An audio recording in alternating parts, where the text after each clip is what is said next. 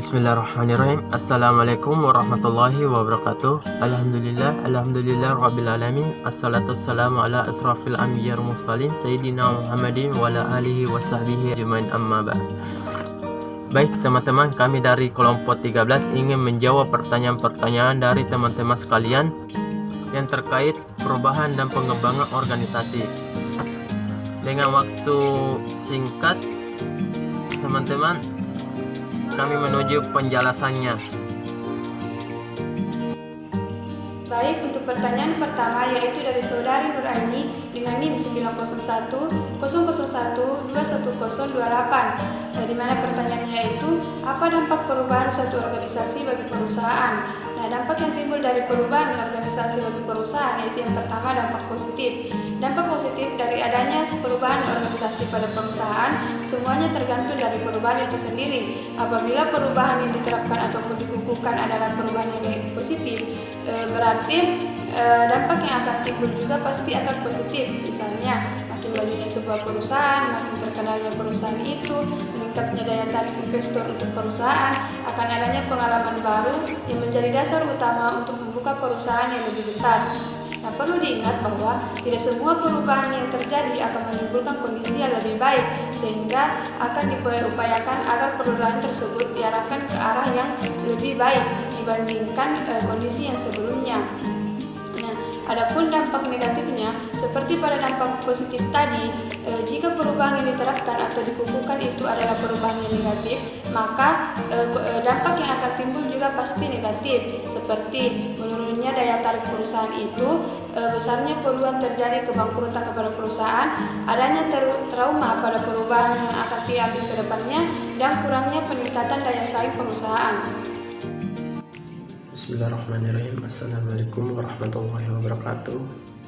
Baik, saya akan menjawab pertanyaan dari saudara Sahrul Gunawan, yakni referencing atau terhadap pembakuan yang yaitu di mana perusahaan yang sudah mulai perubahan dan mencapai tingkat keseimbangan baru dan mencapai solusi untuk mengatasi masalah yang dapat menghambat perubahan.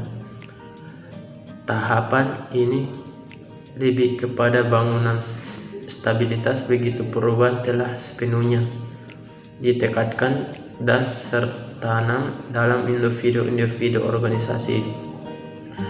Di sini perubahan yang telah diterima secara sepenuhnya dan menjadi norma serta status quo yang baru untuk menjadikan standar kerja. Contoh, perusahaan X, karyawan harus datang pukul 8.00 dan dengan toleransi hingga pukul 8.30 dengan keloraan yang diberikan tersebut ternyata memberikan efek dan kurang baik terhadap kinerja dan karyawan tersebut, seperti tertundanya pekerjaan deal yang ditentukan. Oleh karena itu, bagaimana manajer membuat peraturan baru di mana baru pukul 8.00 semua karyawan sudah berada di tempat kerjanya masing-masing. Awal para karyawan tidak menyetujui peraturan ini dan perusahaan melakukan negosiasi.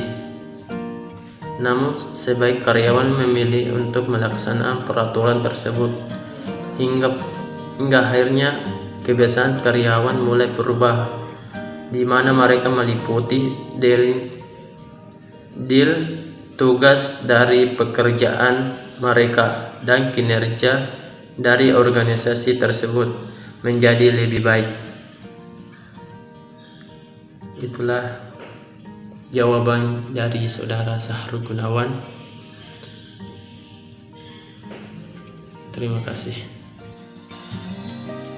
Baik, untuk pertanyaan terakhir dari saudari Nur Hidayat dengan NIM 901 001 21002, di mana pertanyaannya yaitu, menurut pendapat pemateri, langkah apa yang sebaiknya diambil untuk mengatasi perlawanan terhadap perubahan apabila perlawanan tersebut berasal dari atasan, misalnya oleh manajer. Nah, penolakan atau perlawanan itu kemungkinan terjadi karena 3 faktor, yaitu yang pertama kesalahpahaman, yang kedua belum paham, dan yang ketiga karena perubahan itu memang salah.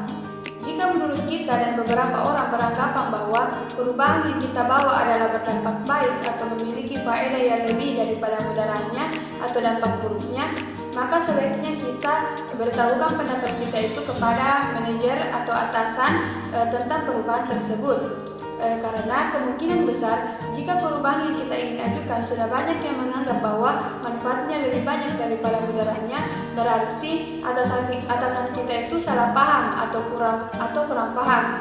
Oleh karena itu kita berhak memberikan pemahaman yang baik dengan cara yang baik pula atau sistematis, dan yang terpenting tidak menunjukkan kehebatan kita serta tidak menyinggung perasaannya, agar atasan dapat menerima dengan baik dan tidak menimbulkan kerugian kepada pihak manapun. Baik, itulah video tanya jawab yang ditunjukkan kepada teman-teman sekalian, dan kami ingin mengucapkan terima kasih kepada dosen Andis Sulfika Darussalam SEIMEI sebagai dosen pembimbing manajemen. Subhanaka Allahumma wa bihamdika asyhadu an la ilaha illa anta astaghfiruka wa atubu ilaik. Assalamualaikum.